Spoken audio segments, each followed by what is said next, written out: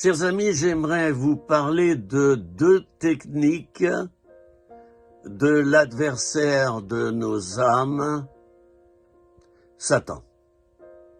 Oh, je n'aime pas parler de lui, du tout.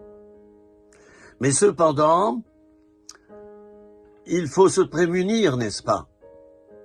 Je n'aime pas parler de la grippe, ni des virus, mais il faut se prémunir. Alors, il y a deux techniques de l'adversaire de nos âmes, Satan, qui, je le rappelle, a été vaincu à la croix de Golgotha. On dit que c'est comme un serpent dont on a coupé la tête et sa queue bouge encore. Vous verrez ce processus se produire lorsqu'on tue un serpent ou une anguille, par exemple. Ça bouge pendant un certain temps. Alors Satan a été jeté par terre sur le ring, il est KO, il est vaincu définitivement, sa défaite a été proclamée, mais il bouge encore. J'allais dire qu'il agonise. Et tu pourrais recevoir un coup de gant de boxe en pleine goule ou un coup de pied. Ça fait jamais du bien. Alors, il faut savoir se prémunir. Bien, pour cela, Dieu nous a donné les armes du combat. Lisez Éphésiens chapitre 6. Vous trouverez en détail toutes ces armes spirituelles que Dieu nous a données pour nous prémunir contre les attaques de Satan. Jésus lui-même a dû affronter Satan dans le désert juste après son baptême d'eau. Donc, vous voyez que Satan existe bien et que, le combat avec lui existe bien puisque Jésus, lui, l'a vécu. Et il l'a supporté jusqu'au bout, et il l'a supporté jusqu'au point où il a vaincu Satan. C'est merveilleux. Alors, deux techniques de l'adversaire, et je vais être court. La première technique, c'est de faire en sorte que vous combattiez toujours. Voilà, l'adversaire est partout, tu vois l'adversaire partout, alors tu t'épuises dans le combat contre Satan. Voilà, tu vois partout des attaques, le moindre événement qui vient contrecarrer tes plans, c'est une attaque. Alors ça, c'est une technique que Satan aime bien utiliser. Pourquoi? Pour que nous nous épuisions dans le combat spirituel. Et lorsque nous sommes complètement épuisés, il a gagné une partie sur nous-mêmes. Vous comprenez?